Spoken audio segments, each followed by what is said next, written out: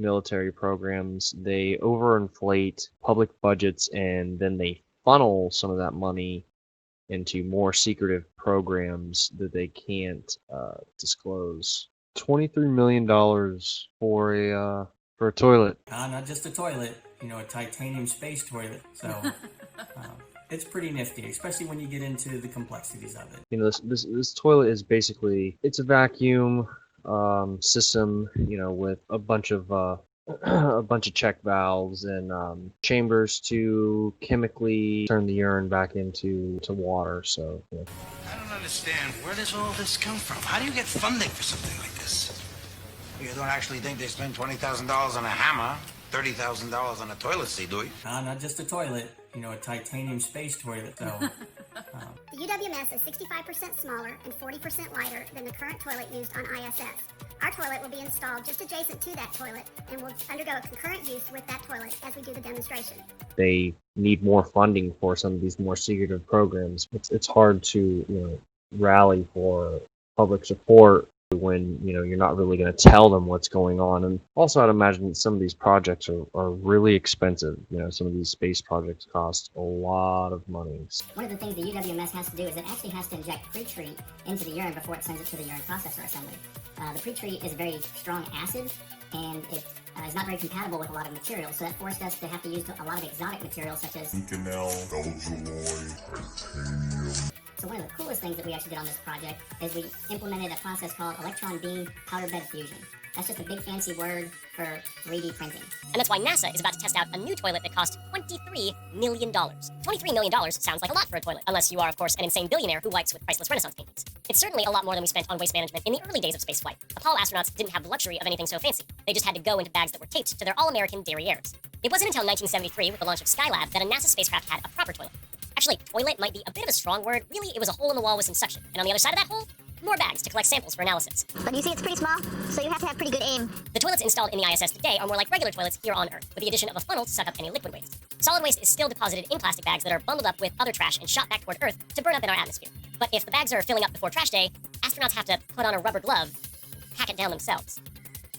Right now, space toilets are custom-made for each mission, but NASA's goal with this new toilet is to make a universal waste management system, one that could be installed in a variety of spacecraft. These future crewed exploration vehicles will have much less space inside than the ISS, so a more compact design was needed. It was also important to make something self-contained and easy to maintain, unlike the current ISS toilets, which are hard to access because they're behind a bulkhead. The new toilet also helps preserve one of the most precious resources in space, water. The fancy new space toilet has a urine pre-treatment dose pump and a pre-treatment quality indicator, which allow for water to be recovered from urine. Yes, astronauts drink recycled urine. Still think you have what it takes? Along with the practical considerations, NASA also made some quality of life improvements, particularly for female astronauts. The seat and urine funnel have been redesigned with them in mind. Still, some things never change. There's no special trick to vaporize poop into rocket fuel or anything like that just yet.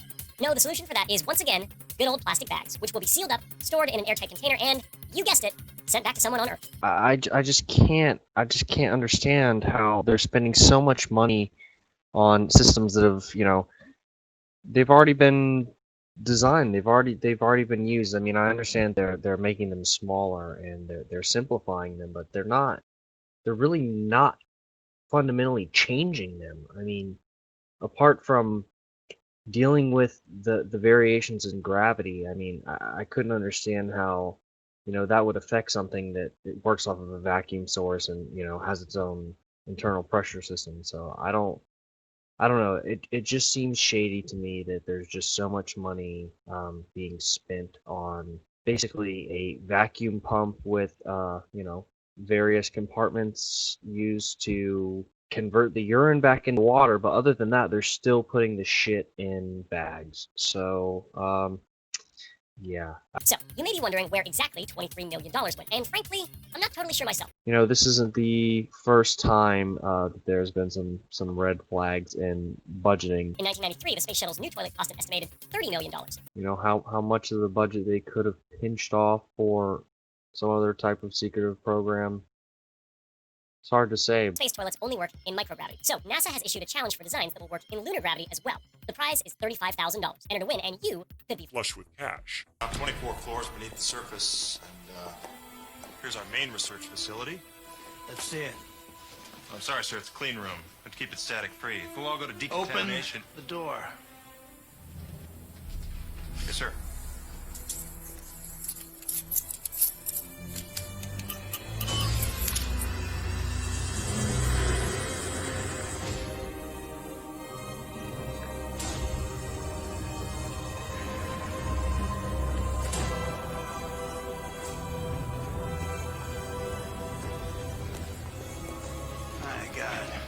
Why the hell wasn't I told about this place? 2 words, Mr. President.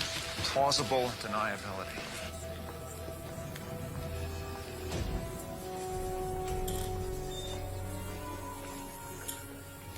I don't understand. Where does all this come from? How do you get funding for something like this? You don't actually think they spent $20,000 on a hammer, $30,000 on a toilet seat, do you?